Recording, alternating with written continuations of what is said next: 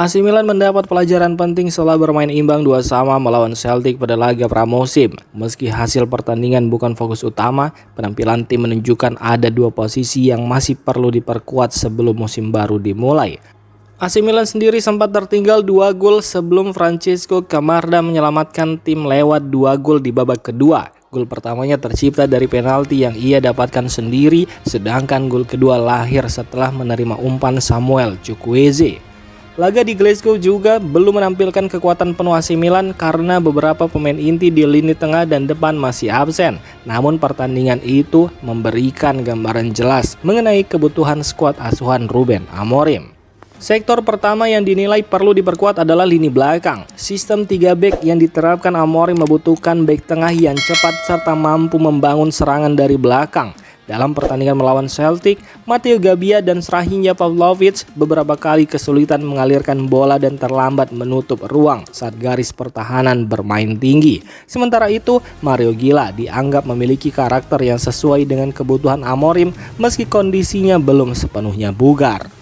Selain bek tengah, Milan juga masih membutuhkan gelandang serang berkaki kiri yang mampu menjadi kreator permainan. Kebutuhan itu semakin terasa karena Christian Pulisic dan Christopher Nkunku masih menjalani pemulihan cedera sehingga pilihan di lini depan belum lengkap.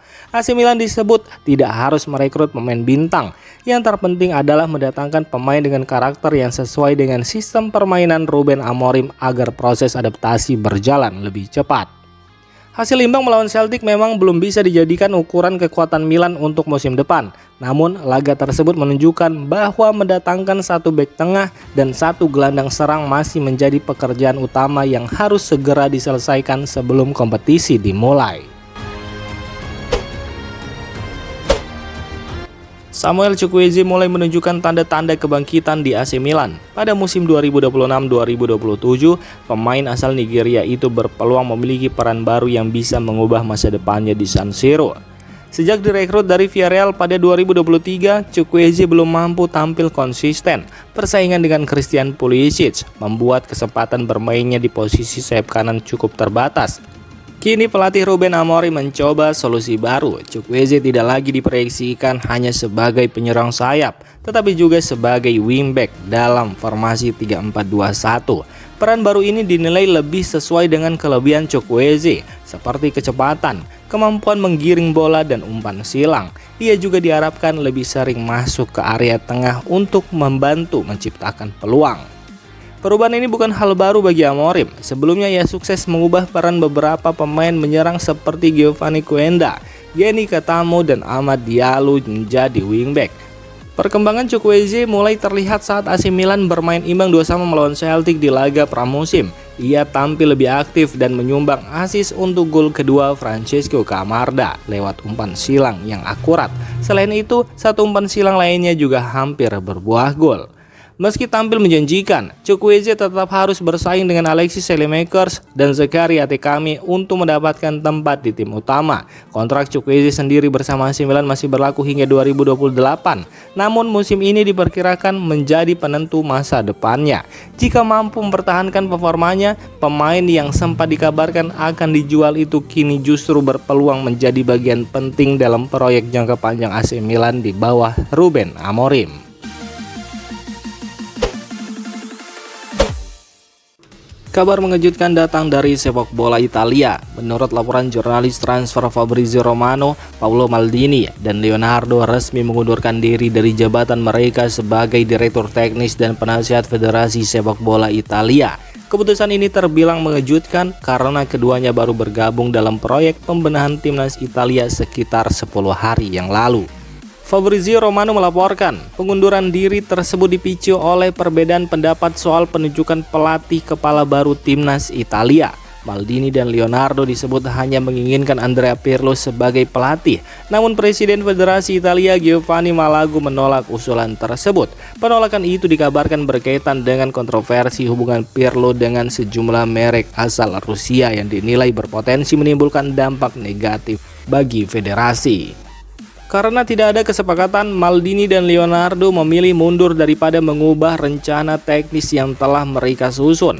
Menurut Fabrizio Romano, keputusan itu diambil segera setelah usulan penunjukan Pirlo ditolak. Mundurnya dua legenda AC Milan tersebut menjadi pukulan bagi proyek pembenahan timnas Italia dan diperkirakan akan memicu perhatian besar dari publik serta media di Italia.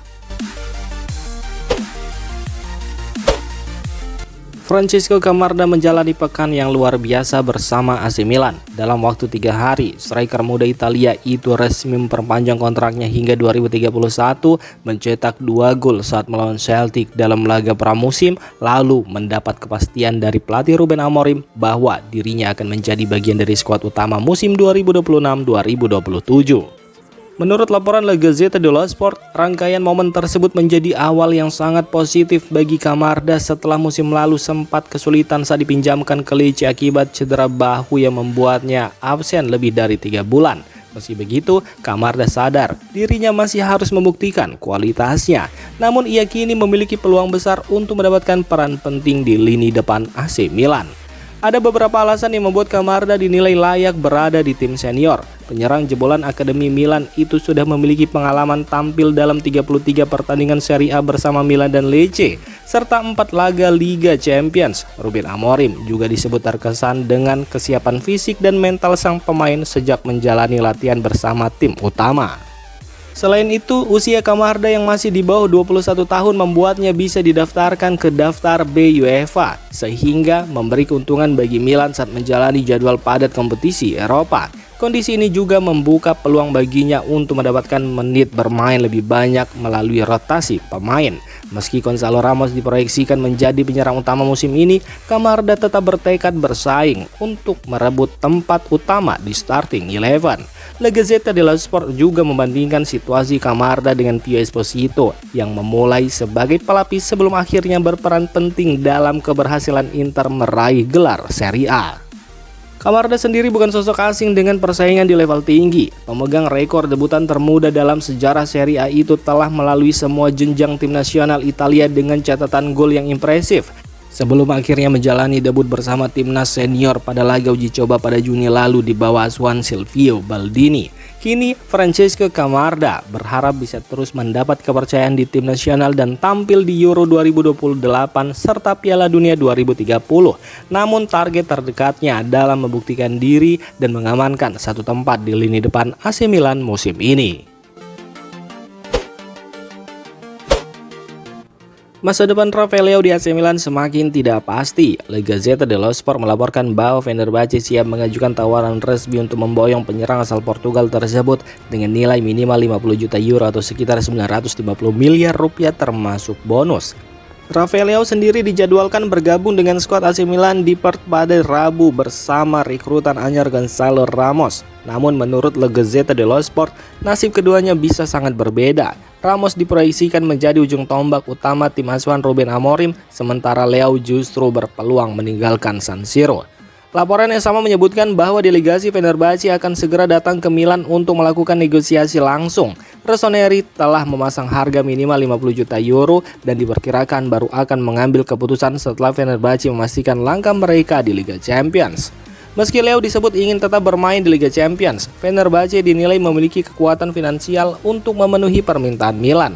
Jika transfer permanen tidak tercapai, Milan dikabarkan juga bersedia mempertimbangkan skema peminjaman dengan kewajiban membeli. Di sisi lain, AC Milan mulai menyiapkan skenario tanpa Leao. Dalam rencana pramusim, Christopher Nkunku dan Christian Pulisic diproyeksikan mengisi lini serang di belakang Gonzalo Ramos. Jika belum ada kesepakatan transfer dalam waktu dekat, Leao akan tetap mengikuti tur pramusim AC Milan di Australia hingga Indonesia, termasuk pertandingan melawan Chelsea di Jakarta pada 8 Agustus mendatang. Namun, menurut La Gazzetta dello Sport, situasi transfer sang pemain masih bisa berubah kapan saja.